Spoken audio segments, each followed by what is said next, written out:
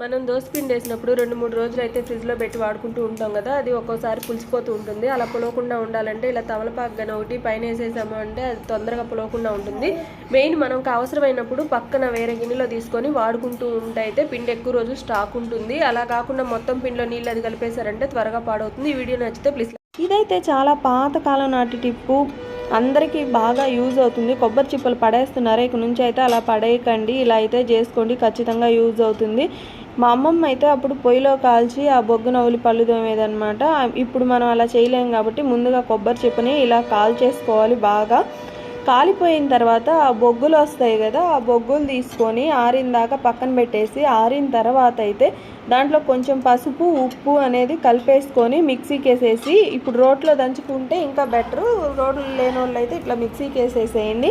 మిక్సీకి వేసిన తర్వాత ఆ పౌడర్ తీసుకొని ఏదన్నా డబ్బాలో స్టోర్ చేసుకొని రోజు దాంతో కానీ పళ్ళు తోమామంటే పళ్ళు తొందరగా పుచ్చిపోకుండా, ఏదన్నా పళ్ళల్లో ఇన్ఫెక్షన్ ఉన్నా పోతుంది. నోట్లో ఉంచి స్మెల్ వస్తుంది అంటారు కదా, అలాంటి స్మెల్ కూడా త్వరగా తగ్గిపోతుంది అనమాట. ఈ వీడియో నచ్చినట్లయితే ప్లీజ్ లైక్ చేయండి, షేర్ చేయండి, సబ్స్క్రైబ్ చేయటం మాత్రం మర్చిపోకండి. వెళ్తూ ఒక లైకే కదా, కొట్టేసేయాలండి అబ్బా. ఎవరికైనా సరే 1 గ్రామ్ గోల్డ్లో రకరకాలు పెట్టుకోవాలని ఉంటుంది. ఎందుకంటే మనం గోల్డ్ ఎలాగూ మోడల్స్ అన్నీ పెట్టుకోలేం కాబట్టి ఇలా 1 గ్రామ్ గోల్డ్లో పెట్టుకోవాలి అనుకున్నప్పుడు ఈ కమ్మలు పెట్టుకుంటే ఒక్కోసారి చెవులు పుండు పడిపోవటము, చీమ్ పట్టిపోవటం అలా జరుగుతూ ఉంటుంది, ఇన్ఫెక్షన్ అవుతూ ఉంటుంది. అలా కాకుండా ఉండాలి అంటే ఇలా తెల్లగడ్డ అయితే ఉంటుంది కదా, ఒక తెల్లపాయ అయితే తీసుకునేసి దీనికి బాగా ఇలా గుచ్చేసేయాలి. చూడండి, నేను వీడియోలో చూపించినట్లుగా ఇట్లా బాగా ఒక 4-5 సార్లు ఇలా గుచ్చేసుకున్న తర్వాత మనం కానీ పెట్టుకున్నాము అంటే అక్కడ పుండు పడకుండా, ఏ ఇన్ఫెక్షన్ రాకుండా, చెవు నొప్పి రాకుండా అయితే ఉంటుంది.